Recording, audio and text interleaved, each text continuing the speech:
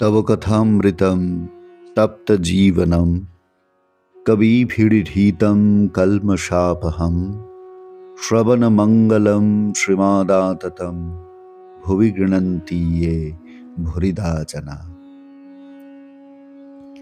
শ্রী শ্রী রামকৃষ্ণ কথামৃত। প্রতিদিন প্রতি ঘরে শ্রী শ্রী রামকৃষ্ণ কথামৃতের এই আসরে আপনাদের সকলকে স্বাগত জানাই। পঞ্চম পরিচ্ছেদের একেবারে শেষ অংশে আমরা এসে উপস্থিত হয়েছি। মাস্টার, ঈশ্বরকে কি দর্শন করা যায়? শ্রীরামকৃষ্ণ: হ্যাঁ, অবশ্য করা যায়। মাঝে মাঝে নির্জনে বাস, তার নাম গুণগান, বস্তু বিচার, এইসব উপায় অবলম্বন করতে হয়। মাস্টার, কি অবস্থাতে তাকে দর্শন হয়? শ্রীরামকৃষ্ণ: খুব ব্যাকুল হয়ে কাঁদলে তাকে দেখা যায়। মাগ ছেলের জন্য লোকে একঘটি কাঁদে, টাকার জন্য লোকে কেঁদে ভাসিয়ে দেয়, কিন্তু ঈশ্বরের জন্য কে কাঁদছে? ডাকার মতো ডাকতে হয়। এই বলিয়া ঠাকুর গান ধরিলেন: ডাক দেখি মন ডাকার মতো, কেমন শ্যামা থাকতে পারে, কেমন শ্যামা থাকতে পারে, কেমন কালী থাকতে পারে।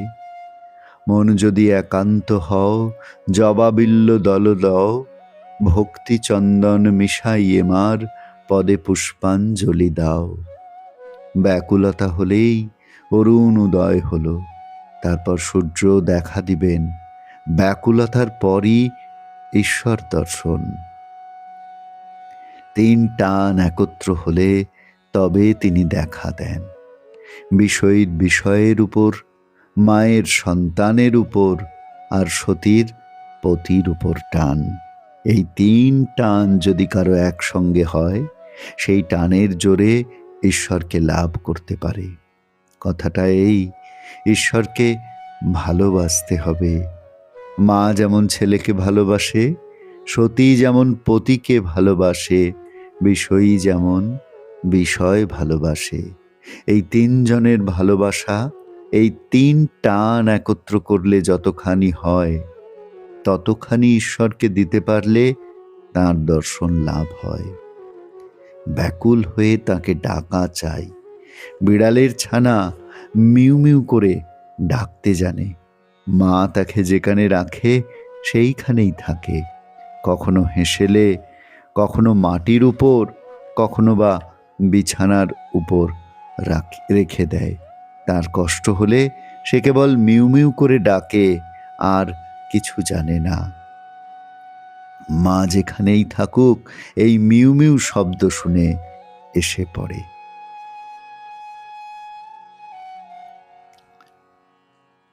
অপূর্ব সুন্দর, অপূর্ব সরল ভাবে শ্রীরামকৃষ্ণ আমাদের শেখাচ্ছেন যে কেমন করে ভগবানে আত্মসমর্পণ করতে হয়, কেমন করে ঈশ্বরকে সত্যি সত্যি দর্শন করা যায়, কেমন করে ঈশ্বরের জন্য কাঁদতে হয়, কেমন করে ঈশ্বরকে আপনজন ভেবে তার জন্য চোখের জল ফেলতে হয়, কেমন করে তাকে ভালোবাসতে হয়, এবং সত্যি সত্যি এইভাবে ভালোবাসতে পারলে ঈশ্বরকে দর্শন করা যায়। কেন ঈশ্বরকে আমরা দর্শন করতে পারি না? কেন তিনি আমাদের থেকে দূরে? তার কারণ আমরা তাকে ভালোবাসি না। যদি সত্যি সত্যি তাকে ভালোবাসতে পারি, তাহলে তিনি অনেক কাছের, তাকে দূরে মনে হয়, কারণ আমরা তাকে ভালোবেসে আপন করে নিতে পারি না।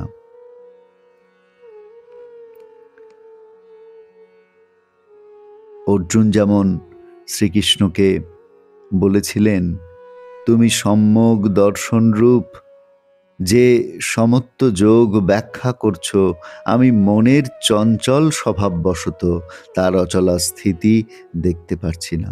চঞ্চলং হি মনঃ কৃষ্ণ প্রমাথি বলবদৃঢ়ম তস্যাহং নিগ্রহং মন্যে বায়োরিব সুদুষ্করম। আমার কাছে দুষ্কর মনে হচ্ছে সেটি দেখা। কেন? তার কারণ আমার মন চঞ্চল। শ্রীরামকৃষ্ণ ঠিক তেমনই বলছেন যে মনে যদি ব্যাকুলতা আসে, তারপরেই ঈশ্বর দর্শন। স্বামীজি বলতেন, কুত্তে কা মাফিক পড়ে রাহো, অর্থাৎ কুকুরের মতন প্রভুর পায়ের তলায় পড়ে থাকো। সারেন্ডার, আনকন্ডিশনাল সারেন্ডার, শর্তহীন আত্মসমর্পণ।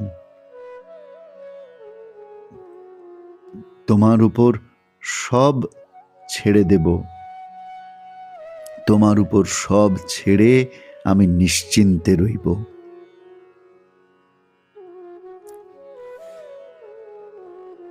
গীতাতে, শ্রী শ্রী চণ্ডীতে, মহাভারতে বা অন্যান্য শাস্ত্র গ্রন্থে ঈশ্বর সম্পর্কে কত কল্পনা, কত চিন্তা, কত ভাবে ডাকে, কত ভাবে ভালোবাসে, কত রকমে, কত ভাবে, কত ভঙ্গিতে এই চিন্তা করা হয়েছে।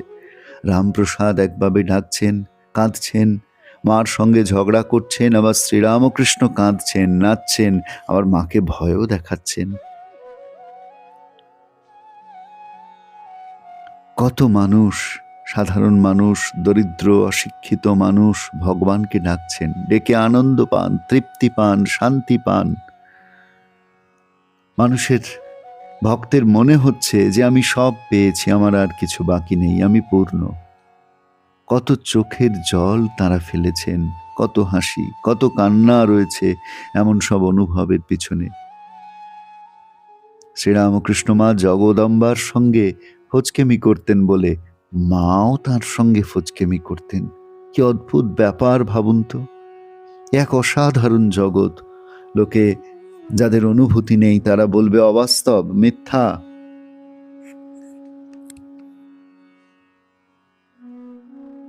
কোনটা সত্য? কোন কান্না সত্য? অর্থের জন্য মানুষের কান্না, অথবা যেখানে ঈশ্বরের প্রতি প্রেম, ভক্তি, ভালোবাসা, ব্যাকুলতা প্রকাশ পাচ্ছে সেই কান্না? কোন কান্না সত্যিকারের কান্না? কোন কান্না আমার মনের সমস্ত মলিনতা ধুয়ে মুছে সাফ করে দেবে? ভগবানের জন্য আমি যখন কাঁদি সেই কান্না, নাকি অর্থের জন্য কান্না সেই কান্না? কান্না তো জীবনের অঙ্গ। যে কাঁদে না সে হাসেও না, যে কাঁদে না সে কেমন মানুষ? কান্না হাসি জীবনে দুই থাকবে, কিন্তু কোন কান্না সত্যিকারের কান্না? শ্রীরামকৃষ্ণ বলছেন, যে কান্না আমাকে শুদ্ধ করে, পবিত্রতা করে, আমার মনে বল এনে দেয়, যে কান্না আমাকে ঈশ্বরে আত্মসমর্পণ করতে শেখায়, যে কান্না আমাকে কিভাবে জীবনে ঈশ্বরকে বরণ করতে হয় শেখায়, সেই কান্নাই প্রকৃত কান্না।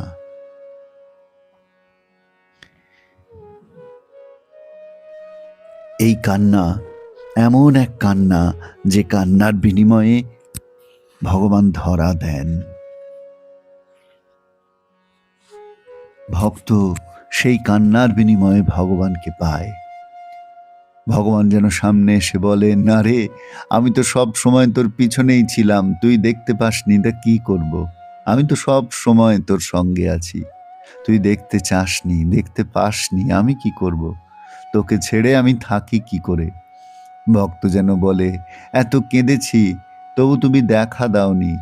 ভগবান বলেন, আমি যে কতবার তোর কাছে এসেছি, সব সময় তোর কাছে থেকেছি, তুই দেখিসনি বা দেখতে পাসনি, তা আমি কি করব? ভালোবাসার ধর্মই এই শুদ্ধ অনুরাগ। এই হচ্ছে শুদ্ধ অনুরাগ, এই পবিত্র ভালোবাসা। এর কোনো তুলনা নেই। শ্রীরামকৃষ্ণ সেই ব্যাকুলতার কথা আমাদের বলছেন, সেই আত্মসমর্পণের কথা আমাদের স্মরণ করিয়ে দিচ্ছেন। বিড়ালের ছানার উপমা দিয়ে তিনি বলছেন, বিড়ালের ছানা যেমন মেউ মেউ করে, সে জানে মা যেখানে নিয়ে যাবে সেখানে সে নিরাপদ। সেই বিড়ালের ছানার মতন আত্মসমর্পণ আমাদের সকলের মধ্যে আসুক, এই প্রার্থনা শ্রীরামকৃষ্ণ যেন করছেন। শ্রীরামকৃষ্ণ চাইছেন আমরা যেন ভগবানের প্রতি সেই আত্মসমর্পণটুকু নিয়ে আসতে পারি, তবেই তো আমরা সত্যি সত্যি ভগবানের ভক্ত হয়ে উঠতে পারবো, সত্যি সত্যি ভগবানকে ভালোবাসতে পারবো। তাকে ভালোবাসা অর্থাৎ তার প্রতি চিত্তকে সমাহিত করা। নানান রকম উপায় শাস্ত্র বলে দিচ্ছেন। সেই উপায় কি? শ্রীরামকৃষ্ণ অন্যত্র বলছেন যে যাদের সময় আছে তারা সাধন ভজন করবে, যারা একান্ত পারবে না তারা দুবেলা দুটো করে প্রণাম করবে। তিনি তো অন্তর্যামী, বুঝছেন যে এরা কি করে, অনেক কাজ করতে হয়, তোমাদের ডাকবার সময় নেই, তাকে আম্মোক্তারি বকলমা দাও। আরও বলছেন তিনি, ব্যাকুল হয়ে একবার কাঁদো নির্জনে, গোপনে দেখা দাও বলে। সর্বান্তকরণে শরণাগত হয়ে ভগবানকে দুবেলা প্রণাম করলেও তিনি ভক্তের প্রতি প্রসন্ন হবেন, ব্যাকুল হয়ে কাঁদলেও তিনি দেখা দেবেন। সেই কথাটি শ্রীরামকৃষ্ণ এখানে আমাদের বলছেন যে পূর্ণ ঈশ্বর বিশ্বাসী হয়ে মন বুদ্ধি সম্পূর্ণরূপে ভগবানে সমর্পণ করার কথা বলছেন।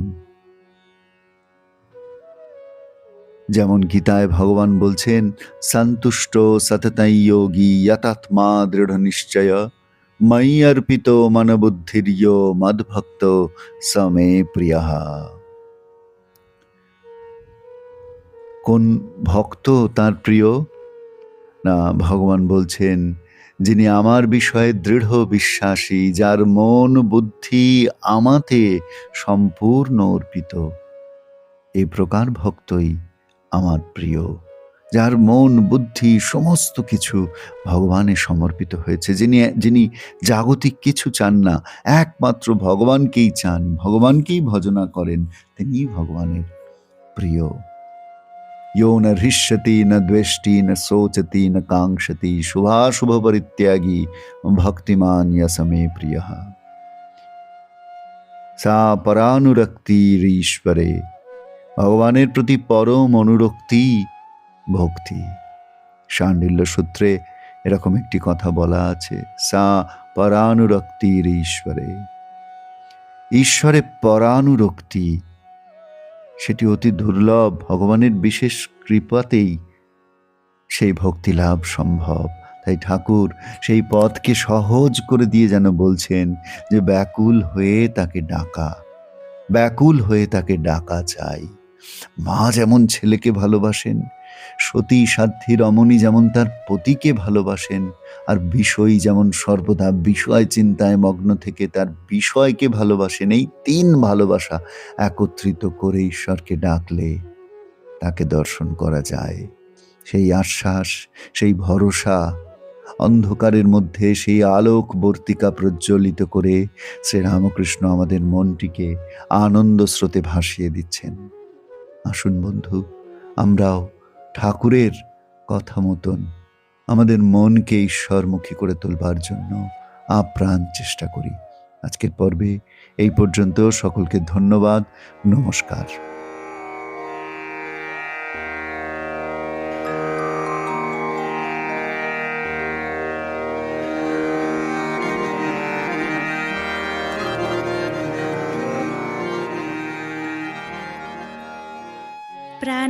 प्राणाराम प्राणाराम प्राणाराम प्राणाराम प्राणाराम प्राणाराम कि जेन लुकानो नामे ताई मिष्ट एत तब नाम प्राणाराम प्राणाराम